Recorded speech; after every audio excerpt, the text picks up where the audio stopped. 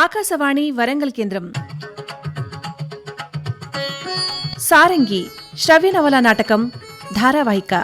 గీత రచన, నవల రచన శ్రీమతి చుండూరు సీత. నవలా పఠనం, నిర్వహణ శ్రీ అడవి రాజబాబు. ఎడిటింగ్ శ్రీ పిల్లి శ్రీనివాస్, శ్రీమతి గాదెవాణి. గ్రాఫిక్స్ మరియు యానిమేషన్ బొజ్జ అంజనీప్రియ, బొజ్జ చాణక్యవర్ధన్. పర్యవేక్షణ శ్రీ ఇల్లెందుల రవికుమార్. సారంగి శ్రవ్య నవల నాటకం ధారావాహిక.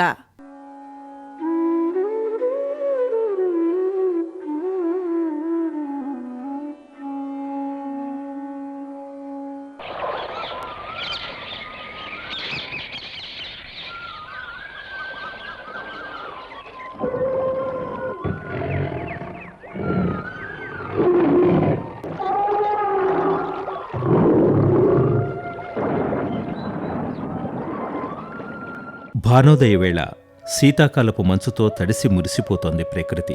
చెట్లు, వృక్షాలు, మహావృక్షాలు గుంభనమైన చిరునవ్వు నవ్వుతూ మంచుముత్యాలు కురిపిస్తున్నాయి.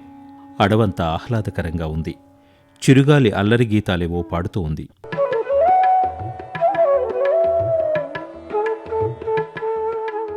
సరిగ్గా ఇలాంటి సమయంలోనే రెండు మహాప్రాణుల పయనం మొదలైంది. ఒకరు ఇక్కడికి వేట కోసం వచ్చి నిన్న రాత్రే అడవిలో బస చేసిన జనపతి,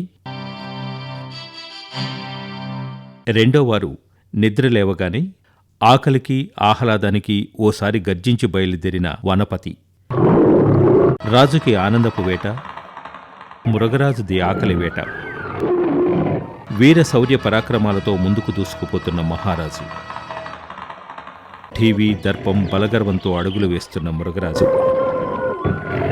రాజుకి మృగరాజైనా సరే వేటకి, మృగరాజుకి జింక చాలు భుజించేందుకు. ఇరువురు ఎదురుపడితే మహాసంగ్రామమే. కాని ముందుగా రాజేంద్రుడు మృగేంద్రుని చూశాడు. దారి కాచాడు. పొదల మాటన సవ్వడి చేయకుండా నడుస్తున్నాడు. గమ్యం, దూరం, వేగం, బలం అన్నీ అంచనా వేశాడు. విల్లంబులు తీశాడు. గురి చూశాడు. ఏవో లెక్కలు వేశాడు. చిన్న అలికిడైనా గమనించగల సింహం చూపు దగ్గర్లోనే ఉన్న జింకపై ఉంది. జింకకి అటువైపు పొదలున్నాయి. ఆ పొదల్లోకి అది దూకితే పట్టుకోవటం కష్టం కనుక అలికిడి చేయరాదు. అది తప్పించుకోకూడదు. ఇది వనరాజు తపన. సింహం తప్పించుకోరాదు. ఇది ప్రజల సమస్య. అంతేకాదు తన పరువు సమస్య కూడా. ఆలోచనలు, అంచనాలు అన్నీ సిద్ధంగా ఉన్నాయి. అంతే, రాజు కరము నుండి శరము విడవబడింది. గురితప్పని విలువిద్య ఆయనది. మరుక్షణం సింహాన్ని పడేసేది. అయితే జిప్మనే శబ్దం చేస్తూ బాణం ఆగింది. రాజు గురి తప్పలేదు. అతని శక్తి బలహీనపడలేదు. బాణపు పదును తగ్గలేదు. అది దూసుకుపోయే తత్వం చెడలేదు. అయినా శరవేగంతో వస్తూ ఉన్న శరం ఆగిపోయింది. మల్లెపొదల పక్కల నుండి దూసుకుపోవలసిన బాణం పొదల నుండి బయటకు వచ్చి అక్కడ ఆగిపోయింది. చిన్న శబ్దాన్నైనా వినగల ఆ జింక జిప్మనే శబ్దాన్ని విన్నది. కొరుకుతున్న గడ్డి పరకలను నమిలినంత తేలికగా పల్లం వైపుకు దూకింది. చెట్ల గుబురులో మాయమైంది. జింక ఎందుకు ఎలా తప్పించుకుందో తెలియని సింహం చుట్టూ చూసింది. తను ఆ గుబురులో దూకి వెతకటం ప్రారంభించింది. రాజు సింహం వంకే చూస్తున్నాడు. అది నిలువునా కూలిపోతుందనుకున్నాడు. కానీ పారిపోయింది.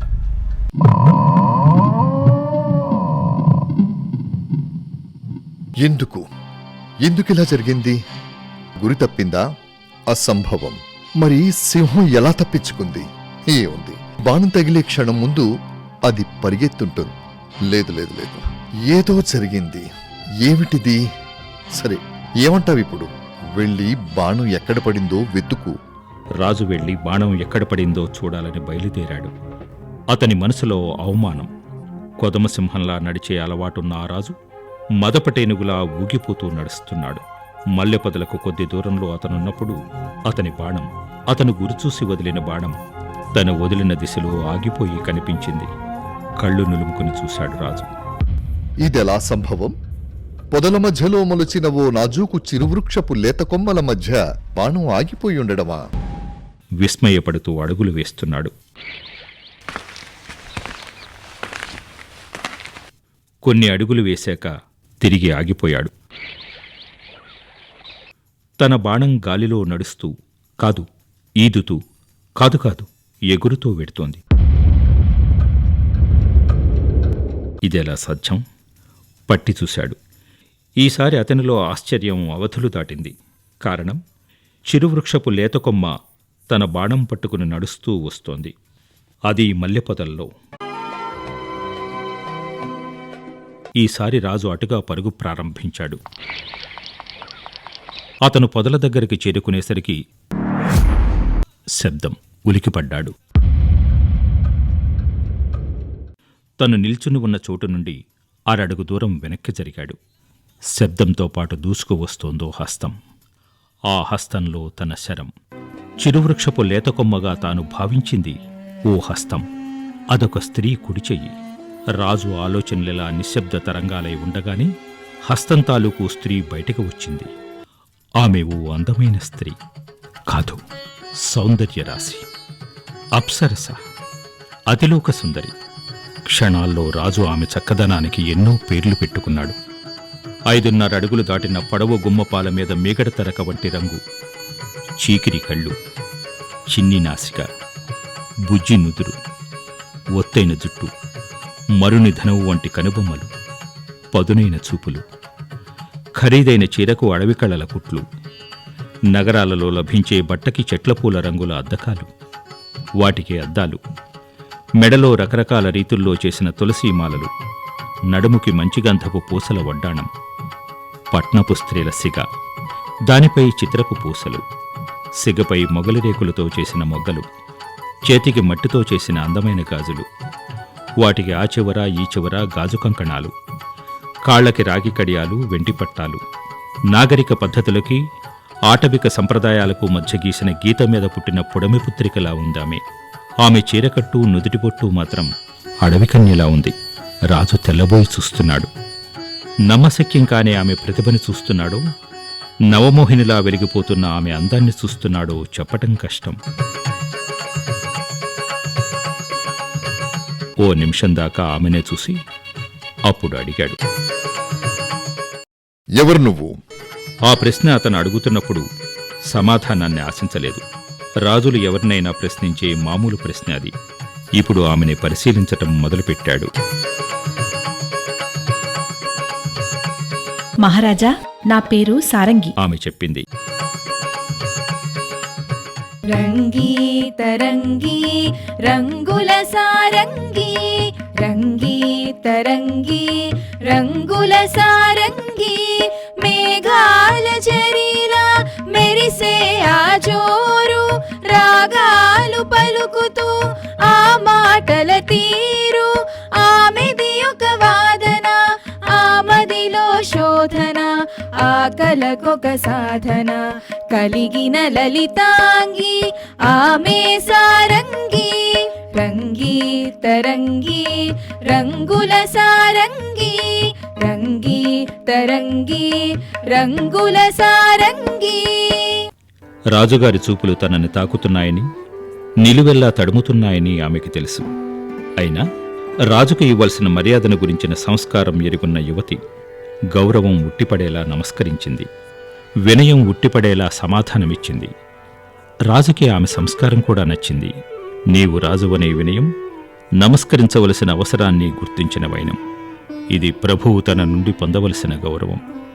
ఇక రాజు తనలో గుర్తించవలసిన విషయం, నేను ఓ చిన్నిరాజుననే దర్పం, వీరుడిని కూడా అని తెలిపే చాతుర్యం, ప్రతాపవంతుడిని కూడా అని తెలిపే అహం అక్కడ ప్రదర్శించబడతాయి. ఇక్కడికి ఎందుకొచ్చావు? రాజు అడిగాడు. ప్రభు, నేనుండేది ఇక్కడే. కొద్ది దూరంలో ఉన్న చిన్న ఆటవిక పల్లెని చూపి చెప్పింది. అయితే అక్కడ కనిపించే ఆ అడవి పల్లెకు నువ్వు రాణీవా? రాజు ప్రశ్నకు ఆమె అందమైన మీనహాసం చేసింది. ఏమి? ఆయన కంఠంలో చిన్న అహంకారపు ధ్వని. మా రాజు ఆ ఇంద్రుడి గురువులా అంటోరని విన్నాను. ఇప్పుడు కన్నాను, అందుకే ఈ హాసం. ఆమె చెప్పింది. పరిహాసమా? రాజు ప్రశ్న. రాజా పరిహాసముద్ర, పగలబడి వెకిలిగా నవ్వులు. మరి ఇది? నేను విన్నది నిజమేనన్న గర్వం. రాజుకి ఆమె మెచ్చుకోలు నచ్చింది. ఆమె చేసిన నమస్కారం వల్ల ఆమె ఈ చిన్న పల్లెకు రాణి అని గ్రహించాడు తను. ఈ విషయాన్ని ఆమె గుర్తించి తనని బృహస్పతి వంటి వాడిని పొగిడింది. అవును మరి, మామూలు ప్రజలు పెట్టే నమస్కారాలకి, మంత్రులు, సేనాధిపతులు, రాజోద్యోగులు పెట్టే నమస్కారాలకి, సామంతరాజులు పెట్టే నమస్కారాలకి చాలా తేడా ఉంటుంది. ఈ భేదాన్ని ఎరిగిన వారు ముగ్గురు. ఒకరు నమస్కరించే సామంతరాజు, రెండవ వారు అది స్వీకరించే మహారాజు, మూడవ వ్యక్తి ప్రధానమంత్రి. అయితే ఈ అనాగరికపు పల్లెపడుచు ఒక సామంతరాజులా నమస్కరించింది. ఒక నమస్కారంతో వినయాన్ని, తన విషయాన్ని చెప్పేసింది. పల్లె అడవిలో ఉంటేనేం, అది చిన్నదైతేనేం, అది ఆమె ప్రపంచం. అక్కడ ఆమె రాణి. ఆమె చాలా తెలివైనదని రాజు గ్రహించాడు. అయితే ఈ రాచరికపు అలవాట్లు ఆమె ఎక్కడ నేర్చి ఉంటుంది? మనసును కిలుకుతున్న ప్రశ్నల పరంపరని ఆపి రాజు ప్రశ్నించాడు ఆమెని.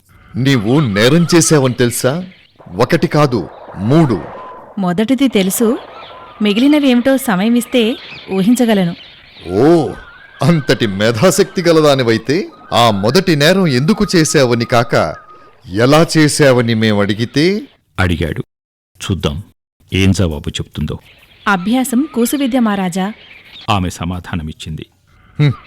నీ కుసువిద్యను నేనోసారి చూసి వెళతాను. చిత్తం. నియమాలు చెప్పు. మీ కరము శరము నాకు కనిపించాలి. ఇంకా బాణం కనుసూపు కందాలా, గమ్యం తెలియాలి. సరే. వద్దు సామి, సింగం ఆకలిగొనుంది. నరవాసన దానికి సోకితే మీకు అపాయం. మీరు ఈ చోటే ఉండండి, నేనే దూరం వెళ్తా. అపాయం నీకు కలగదా? అడవంతా నాకు ఆపోసన. అపాయం తప్పించుకోగలను. అయినా ఆపద కలిగితే నా వంటి అడవి పువ్వు రాలినా తేడా రాదు. కాని రాములోరిలా రాజ్యం చేసే తమ వంటి మహారాజు మాకేడ దొరకాలా? సింహం సమీపంలోనే ఉందన్నావు. అయినా ఆ ఆపదేదో ఇక్కడ రాదా? రాదు రాజా. ఎందుకు రాదు? రాదంటే రాదంతే. మాటలు కాదు, రుజువులు కావాలి. చెప్పు, ఎందుకు? ఎందుకంటే ఈ చుట్టంతా నా గూడెం మనుషులు విల్లంబులతో సిద్ధంగున్నారు. రాజు నమ్మలేనట్టు చూశాడు. ఆమె ఏలవేసింది. అంతే. పుట్టలు, గట్లు, చెట్లు, చేమలు, పొదలు, రాళ్ళు, మిట్టలు అన్నిటి నుండి ఒక్కసారిగా జనాలు లేచి నిల్చున్నారు. రాజు విభ్రమ చెందుతూ చూశాడు. ఆ, నా సైనికులేరి? కొద్దిగా తేరుకుని అడిగాడు. మీకు కాపలా కాస్తున్న మా సైనికుల్లో కొందరు మీ వాళ్ళు ఉన్నారు. సారంగి చెప్పింది. ఎందుకింత వ్యూహం? దేనికోసం ఇంత కాపలా? రాజుకి ఒక్కోసారి రాయి కూడా శత్రువవుతుందని మా నానమ్మ చెప్పేది. మీరు క్షేమంగా ఉండాలి, అందుకే మీకీ కాపలా. అలా చెబుతూ ఆమె దూరంగా వెళ్ళింది. ఆమెకి చేరువలో ఓ కొండరాయి, దానిమీద సున్నంతో గీసిన చిన్న వలయం. రాజుకు వలయానికి మధ్య చిన్న మోదుగు చెట్టుంది. దాని ఆకులు నేలమీద చుట్టూ 2 అడుగుల దాకా విస్తరించుకుని ఉన్నాయి. సారంగి మోదుగు చెట్టు నుండి ఎడమ పక్కకి 10 అడుగుల దూరంలో నిల్చుని ఉంది. రాజు ఆమెనే గమనిస్తున్నాడు. గురి చూసి బాణం విడుస్తున్నానని కూడా హెచ్చరించకుండా బాణం వదిలాడు. సారంగి కనురెప్పలు వేయటం కూడా మానేసింది. రాజు చేతి వంక ఇంకా బాణం వంక దీక్షగా చూస్తోంది. రాజు కరం నుండి శరం విడువబడగానే ఒక్క పరుగులో మోదుగు చెట్టును సమీపించి దాన్ని దాటి రాజుకి అభిముఖంగా వెడుతూ బాణాన్ని పట్టేసింది.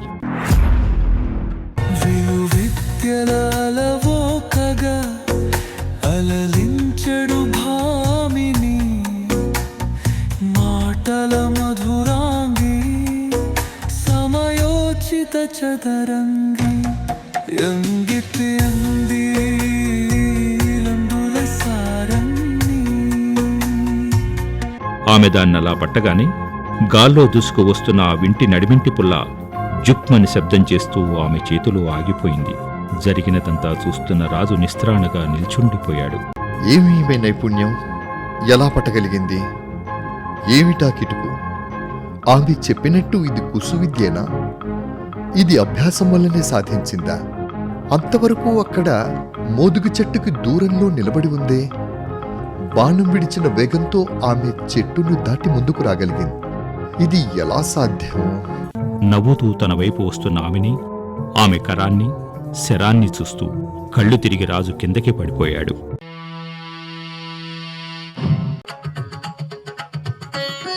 సారంగి శ్రవ్య నవల నాటకం ధారావాహిక. గీత రచన, నవల రచన శ్రీమతి చుండూరు సీత. నవల పఠనం, నిర్వహణ శ్రీ అడవి రాజబాబు.